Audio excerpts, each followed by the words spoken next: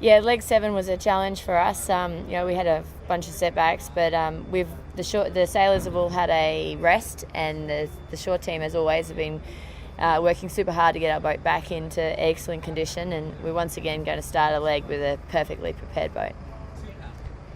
Through this race so far, we've had loads of setbacks, more than one team could hope for. But I think, for sure, we are moving forward as a very strong team, and we've definitely gotten stronger together as a team because of it.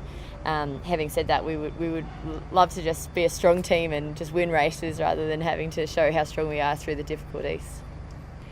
So far this race, we've been performing well. Every leg we've finished, we've taken a podium finish, and the legs that we haven't been able to finish, we've been in an excellent position at the time when trouble has struck us. So, we're just going to use that same mentality, move forward, race the boat like we know how to, and we just got to hope for a bit of luck to go our way. At this point in time, like the option of winning the race overall isn't there anymore for us, sadly.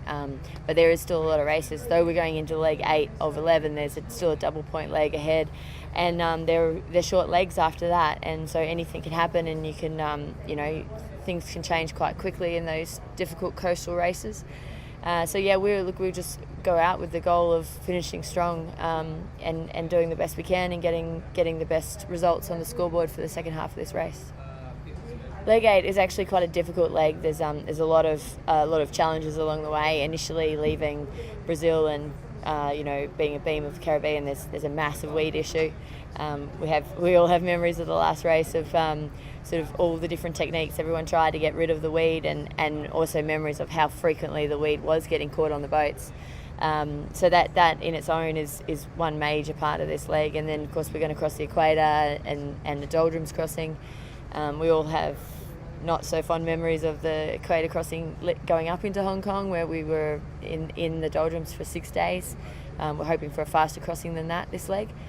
And then of course we're going into the Atlantic. That can be quite a tough, cold part of the world to be sailing in again. So we've just had a lovely time in Brazil where we've all defrosted from the Southern Ocean, but we're going back to cold weather. Absolutely. Leg 8 is going to take us into Newport, Rhode Island, where that's the home of 11th Hour Racing, one of our 2 sponsors. And a few of our crew are hometown boys from Newport. So that's always exciting to be going home, and I'm excited to see the reception we'll get once we arrive. Especially through a lot of support messages we're getting from people who are saying they're looking forward to seeing us coming into Newport.